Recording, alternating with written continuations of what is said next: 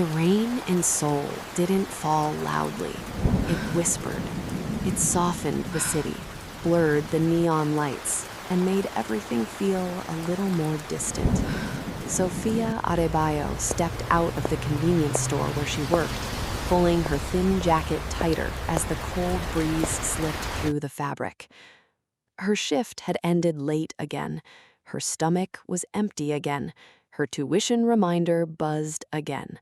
She didn't react. She simply tucked her phone into her pocket and started walking. Sophia passed students laughing under umbrellas, couples sharing warm drinks, and delivery drivers splashing through puddles. She walked alone, her backpack bouncing lightly against her shoulder. She whispered a quiet prayer, something she did before exams, before long shifts, before difficult days. Help me finish this semester. She didn't dwell on fear. She didn't rehearse worries. She just kept walking. Her path drifted into a quieter part of the neighborhood. She paused, adjusting her backpack strap. Her stomach growled. She reached inside and pulled out her medical notebook, flipping it open. She stared at the page, blank. Her mind couldn't focus.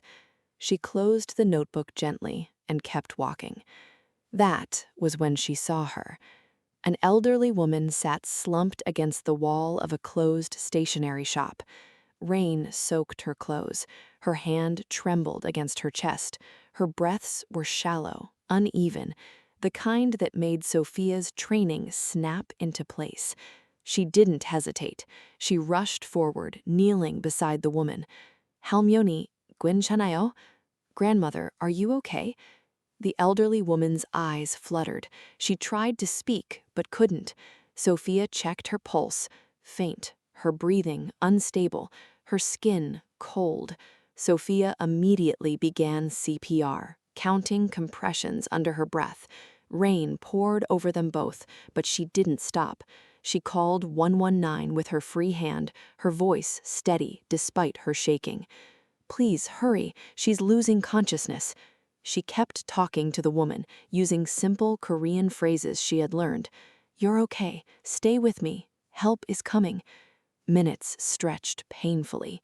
Finally, the ambulance arrived. Paramedics rushed over, lifting the woman gently onto a stretcher. One of them looked at Sophia. "You acted fast. You may have saved her." Sophia nodded, breathless. She watched the ambulance doors close, watched the red lights disappear into the rain. She stood alone on the sidewalk, soaked and shivering. Her backpack was drenched, her shoes squished with every step. Her heart felt heavy and strangely hopeful. She didn't know who the woman was. She didn't know if she would survive. She didn't know that her entire life had just shifted. Sophia found her way back to campus, following bus signs and familiar streets. By the time she reached her dorm, her clothes were dripping, her fingers numb, and her stomach empty. Inside, she changed into dry clothes and sat on her bed. She didn't tell anyone what happened. She didn't expect anything. She didn't even know the woman's name. She opened her medical notebook again, stared at the page, closed it gently. Then she whispered another quiet prayer. "Let tomorrow be better." She lay down, unaware that the next 48 hours would rewrite her destiny. Sophia woke up with a heaviness behind her eyes. Her clothes from the rainy night hung over her chair, still damp. She moved slowly, tying her hair back, grabbing her backpack, preparing for another long day. On her way to campus, she stopped at a small bakery and bought the cheapest bread roll she could find. She ate while walking, flipping open her medical notebook. The words blurred. She closed it again. She couldn't focus. Her phone buzzed. She glanced at the screen, then stopped walking. Bank alert. Credit. 1 million USD. Sophia blinked. Her breath caught. Her hand trembled. She opened her banking app. The number didn't change. Her knees weakened. Her phone buzzed again. University payment receipt. Full tuition cleared. Outstanding balances cleared. Next semester fees paid in advance. Sophia grabbed a railing, steadying herself. Her vision blurred. She felt dizzy, overwhelmed, terrified. God, what is happening? Her phone rang. Unknown number. She answered with a shaky breath. Hello? A calm, elderly voice responded. Hello, is this Sophia Adebayo? Sophia swallowed. Yes, who is this? My name is Ji Soo Min. You helped me 2 nights ago. Sophia froze. The elderly woman, the one she saved. I didn't expect. I would like to see you, the woman said gently. A car is on its way to pick you up. Sophia's breath hitched. Ma'am, I don't understand. You will, Madam G said. Please wait outside your dorm. The call ended. Sophia hurried back to her dorm, grabbed her jacket, and stepped outside. She didn't know whether to run, hide, or cry. 5 minutes later, a black luxury sedan pulled up. The driver stepped out, bowed slightly, and opened the door. Miss Sophia, Madam G is expecting you. Sophia climbed in, her hands shaking. The interior smelled of leather and jasmine. She sat stiffly, unsure whether she belonged in the seat at all. The sedan pulled away from campus and entered parts of Seoul she had only seen in passing. Quiet streets lined with cherry blossoms, homes with private gardens, neighborhoods where silence felt expensive. The car turned into a long driveway lined with lanterns. At the end stood a mansion, elegant, towering, serene. The Sterling residence. Sophia stepped inside, her legs trembling. The mansion felt alive. A grandfather clock chimed softly. Fresh flowers brightened the foyer. Warm light spilled across polished floors. Family portraits lined the hallway, including one of a young boy beside Madam G. Sophia paused at that portrait. The boy looked familiar. She didn't know why. A housekeeper approached her with a warm smile. Welcome, Miss Sophia. Madam G is waiting. Sophia followed her into a sunlit room. Madam G sat wrapped in a soft shawl, her silver hair glowing gently. Her eyes were warm, the kind that noticed everything. She smiled when she saw Sophia. You came, she said softly. Sophia bowed awkwardly. Ma'am, I don't know how to thank you. I don't understand what's happening. Madam G gestured for her to sit. You helped me, not because you knew who I was, not because you wanted anything. You helped me because you have a good heart. Sophia's eyes stung. Madam G reached for a small tray beside her. On it sat a cup of ginger tea. I asked the chef to make this for you. You were soaked in the rain. You must warm up. Sophia's chest tightened. Such a simple gesture, so unexpectedly kind. Madam G continued, I have paid your tuition, your debts, your living expenses, and I have transferred funds to ensure you never struggle again. Sophia's breath trembled. Ma'am, this is too much. Madam G shook her head gently. Child, comfort is not too much. You deserve to finish medical school without fear. Sophia looked up, eyes wet. Madam G smiled softly. I want you to stay here, with me, as my live-in medical companion. You will go to school, you will work here, you will be safe. Sophia's heart pounded. Live here, in this mansion, with this woman? She didn't answer immediately. Instead, she reached into her pocket and pulled out the small room key the housekeeper had given her earlier. She stared at it, at the weight of what it meant. She almost placed it on the table. Madam G gently touched her hand. You don't have to decide in fear. Decide in peace. Sophia closed her fingers around the key. She chose to stay. Her life, her entire world, had just shifted, and she didn't know what awaited her next. If you're enjoying this Afro-Korean romance series, subscribe and stay with the story. Sophia didn't remember much of the ride back to her dorm. Her mind was too full, too overwhelmed by everything Madame G had said, too stunned by the warmth she had felt in that sunlit room. She sat on her bed for a long moment, staring at the small room key in her hand. She opened her medical notebook, stared at the page, closed it again. She couldn't focus. The next morning, a neatly dressed woman stood outside her dorm. "Miss Sophia?" she asked politely. "Yes? I'm here to assist you with your move to the Sterling residence." Sophia's fingers tightened around the key. She nodded. The woman helped her carry her small suitcase, the same one she brought from Nigeria, to a sleek black car. The driver bowed and opened the door. Sophia stepped inside. This time, she didn't stare out the window in shock. She watched quietly, absorbing every detail: the cherry blossoms, the quiet streets, the elegant homes.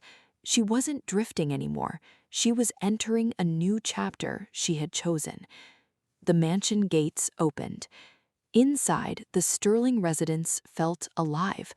A grandfather clock chimed softly, fresh flowers brightened the foyer, warm light spilled across polished floors, a piano sat untouched in a corner, a locked room stood silently at the end of a hallway. Family portraits lined the walls, including one of a young boy beside Madame G. Sophia paused at that portrait. The boy's smile was bright, his eyes familiar. She didn't know why. A housekeeper approached her with a warm smile. "Welcome, Miss Sophia. We've prepared your room." Sophia followed her upstairs. Her room was larger than her entire dorm. Soft lighting, warm colors, a bed that looked impossibly soft, a desk with medical textbooks already arranged neatly. Sophia touched the desk gently. She didn't speak, she didn't cry, she simply breathed, deeply, gratefully. Later that afternoon, she met Madame G again. The elderly woman sat in her favorite room, sipping warm tea. A small plate of puff-puff sat beside her, clearly prepared for Sophia. "I asked the chef to practice. He tried 3 times. Sophia laughed, a real laugh, warm and surprised. "You'll help me with my daily routine, my medication, my walks, my checkups, and you will continue your studies. I want you to become the doctor you dream of becoming." Sophia nodded, not with fear, with purpose. For the next few days, Sophia settled into her new life. She woke early, helped Madame G with her morning exercises, attended classes, returned to the mansion, and assisted with evening routines. She learned small Korean traditions: how to pour tea respectfully, how to greet elders properly, how to fold blankets neatly. The staff admired her kindness and humility, but not everyone welcomed her. Hei Jin, the senior maid, watched her with quiet suspicion. She wasn't rude, she wasn't cruel, she simply observed, as if trying to understand her. One afternoon, while Sophia carried a tray through the hallway, a young maid suddenly leaned against the wall, dizzy. Sophia reacted instantly. She set the tray down, supported the maid's shoulders, checked her pulse, then her breathing. "Do you have diabetes?" Sophia asked gently. The maid nodded weakly. Sophia reached for a nearby sugar packet, tore it open, and helped her take it. Within seconds, the maid's breathing steadied. The staff stared. Sophia didn't boast, she didn't explain, she simply helped the maid sit down and called for water. Hei Jin watched from the doorway, her expression shifting just slightly. Later, Sophia entered the kitchen to get water.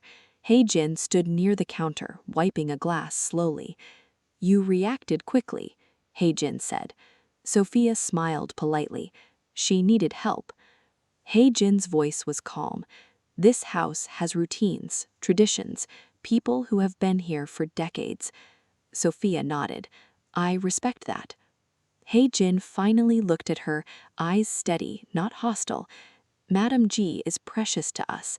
We protect her, all of us." Sophia swallowed. "I understand." Jin held her gaze for a moment, then nodded once, not in approval, but in acknowledgement. Sophia quietly left the kitchen, her heart steady. She didn't know that Jin had already sent a message to someone far away, a message she believed was necessary, a message she believed would protect Madame G, a message that would change everything again. If you're enjoying this Afro-Korean romance series, subscribe to follow Sophia's journey. The Sterling residence felt different the next morning. Not louder, not chaotic, just tense. Sophia noticed it immediately. The staff moved with unusual precision, whispering in corners, glancing toward the entrance more often than usual. Even the grandfather clock seemed louder, its chimes echoing through the quiet hallways. During breakfast, Madame G stirred her tea without drinking it. Sophia watched her carefully. "Are you feeling okay today?" she asked gently. Madame G smiled faintly. "I'm fine, child. Some days simply carry more weight than others." Sophia didn't ask more. She simply helped Madame G with her morning medication, prepared her breakfast tray, and walked her through her stretching routine. Everything felt normal, yet not normal. Something was coming. Later, while retrieving a medical file from the hallway cabinet, Sophia overheard two maids whispering near the staircase. "He arrives today," one said. "Madame G must be nervous. It's been 2 years." Sophia paused. She didn't speak. She simply closed the cabinet quietly and walked away, her mind alert. She found Jin in the laundry room, folding towels with sharp, precise movements. "Is someone visiting today?" Sophia asked softly. Jin didn't look up. "The family has routines. People come and go." Sophia adjusted the towel she was holding. "Did I do something wrong?" Jin paused, then finally met her eyes. Her expression wasn't hostile, just cautious. "Madame G's grandson is returning," she said.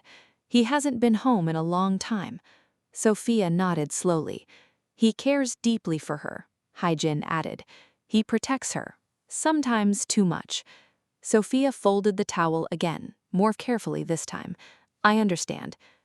Jin returned to her work. "He will want to understand why you're here, that's all." Sophia walked away, her pulse steady but alert. She had seen the portrait of a young boy beside Madame G. She had heard the staff mention young master. Now everything made sense. The grandson was coming home, and he didn't know about her. Around 4 p.m., the mansion grew still. The staff lined the hallway. The air felt heavy with anticipation. Sophia stood near the staircase, unsure where to be. She didn't want to intrude, but she didn't want to hide either. The front doors unlocked with a soft click. Silence. A shadow appeared first, tall, steady. Then the door opened. Black shoes stepped inside, polished, deliberate. A suitcase rolled across the marble floor. The wheels echoed. The staff bowed deeply. Madame G, seated nearby, smiled, a small, emotional smile she rarely showed. Then, he stepped fully into view. Kang Min-ho, tall, sharp-eyed, composed, a presence that shifted the entire atmosphere of the mansion. His gaze swept the room, observant, calculating. When it landed on Sophia, he paused. Not curiosity, not interest, suspicion. Sophia's breath caught. He didn't greet her, he didn't smile, he didn't acknowledge her beyond that cold, assessing stare. He walked past her without a word. Sophia felt her stomach twist. She turned slowly, watching him stride down the hallway toward Madame G's study. The staff followed him with their eyes, whispering quietly. Sophia moved carefully, stopping just outside the study door. She didn't mean to eavesdrop, but she couldn't walk away. Inside, Min-ho's voice was low but tense. "Grandmother, why didn't you tell me?" Madame G's voice was calm. "You're back sooner than I expected." "I came because I received a message. A stranger is living here. A girl. Why?" Sophia's fingers tightened around the medical file she held. Madame G replied gently, "She is not a stranger. I don't understand. Why is she here? Why is she living in this house? Why are you trusting her?" Sophia stepped back slightly, her breath shallow. Madame G answered gently, "She helped me." Minho scoffed softly, "And that is enough to bring her into our home?" "It is enough," Madame G said firmly. Silence. Sophia shifted her weight, unsure whether to leave or stay. Minho spoke again, quieter now. "Grandmother, you know how people talk. You know how this looks." Madame G's voice softened. "Minho, trust me. I trust you, but I don't trust her." Sophia's breath broke. The study door opened. Minho stepped out. Sophia froze. He saw her immediately. His expression didn't change. Still cold, still unreadable, still sharp. He walked toward her slowly, each step deliberate. Sophia's heart pounded so loudly she could hear it. He stopped inches from her. His voice was low, controlled. "I don't know why my grandmother trusts you." Sophia swallowed hard. "But until I know the truth," his eyes narrowed slightly, "I won't." He turned away, his jaw tight, his posture rigid. He walked down the hallway, leaving Sophia alone, shaken, breathless, and terrified. Her presence in the Sterling residence was no longer peaceful. It was a storm waiting to break. Subscribe to follow Minho's return and Sophia's journey. The alarms didn't stop. They screamed through the mansion like a warning from the walls themselves. Red lights pulsed along the ceiling, casting long shadows that stretched across the marble floors. Sophia clung to Minho's arm, her breath trembling, her heart pounding so loudly she could barely hear anything else. Minho tightened his grip, not gently, but instinctively. He didn't look at her, he didn't speak. He simply positioned himself between her and the staircase, his posture sharp and alert. Downstairs, the staff scrambled. Footsteps thundered. Someone shouted orders. Another cried out in panic. Sophia's legs felt weak. Her throat tightened. Her fingers curled around Minho's sleeve. A loud crash echoed from below. Something heavy, something sudden. Sophia flinched. Minho stepped forward, shielding her with his body. The red lights flickered.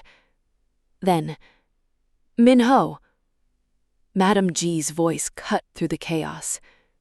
They turned. She stood in the doorway of her room, her face pale but steady, her cane in hand.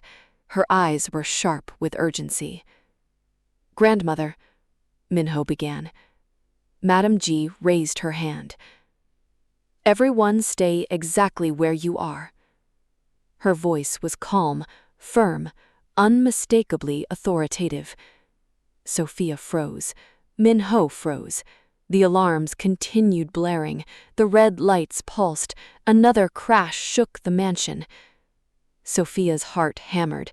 Madame G looked at her, directly, intensely, but without fear. "Sophia," she said softly, "stay close to Minho." Sophia nodded, her breath shaking. Minho glanced at her, conflicted. His jaw tightened, but he didn't let go of her arm.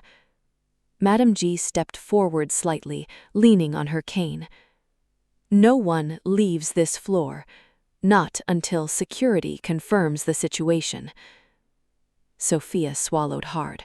She didn't ask questions, she didn't speak. She simply moved closer to Minho, her hands trembling. The alarms suddenly cut off. Silence swallowed the mansion.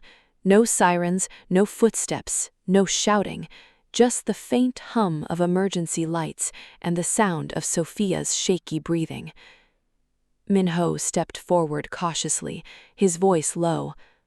Security should have reported by now. Madame G didn't move. "We wait." Sophia leaned slightly toward the staircase, just enough to see the lower floor. Minho grabbed her wrist immediately.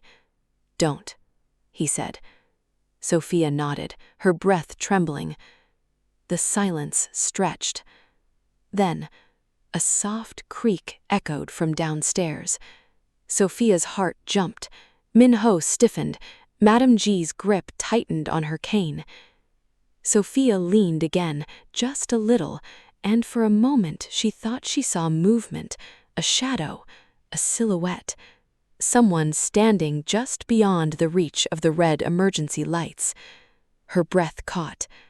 Min-ho stepped forward again. Madame G whispered, "Stay together." The silhouette shifted. Sophia felt tears sting her eyes. Min-ho's voice was low, steady. "Sophia, behind me." She moved. The silhouette stepped forward, just enough for Sophia to see the outline of a face she didn't recognize. A stranger, inside the mansion, watching them, waiting. Madame G's voice was calm, but her eyes were sharp. "This is not the end of tonight, but it is the end of this moment." Sophia's breath trembled. Min-ho's hand tightened around her wrist. The silhouette took one more step. Madame G whispered, "Nobody leaves this floor." Cut to black. If you're following Sophia's journey and want more, subscribe to stay with the story. The alarms cut off so suddenly that the silence felt louder than the noise. Red emergency lights glowed along the ceiling, pulsing like a heartbeat. Min-ho stood close to Sophia, her fingers still curled around his sleeve. He didn't pull away. Downstairs, nothing moved. No footsteps, no voices, no security calls, just silence. Min-ho stepped forward slightly, his posture tense. Madame G didn't move from her doorway. "We wait." Sophia shifted her weight, trying to see the lower floor. Min-ho caught her wrist immediately. "Stay here." Sophia nodded, her breath shaky. A soft creak echoed from downstairs. Sophia's pulse jumped. Min-ho's shoulders tightened. Madame G's grip on her cane firmed. Sophia leaned again, just a little, and saw it. A shadow, a silhouette, someone standing just beyond the reach of the red emergency lights. Her breath caught. Min-ho stepped forward in front of her, blocking her view completely. Madame G whispered, "Stay together." The silhouette shifted. Sophia felt her throat tighten. Her fingers curled into the fabric of Min-ho's coat. He didn't look back at her, but he moved his arms slightly, enough to keep her behind him, enough to shield her. The silhouette stepped forward, just enough for Sophia to see the outline of a face she didn't recognize. A stranger, inside the mansion, watching them. Madame G's voice was calm, but her eyes were sharp. "This is not the end of tonight, but it is the end of this moment." Sophia's breath trembled. Min-ho's hand tightened around her wrist.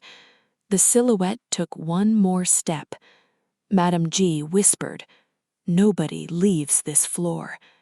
The red lights flickered. The silhouette froze. Sophia's heart pounded. Min-ho shifted his stance, ready, protective, tense. Madame G raised her cane slightly, her voice steady. "Stay exactly where you are." The silhouette stepped back into the darkness. The red lights pulsed once more. Then, if you want part 2 of this Afro-Korean romance series, comment part 2, subscribe and like to stay with Sophia's journey to the very end.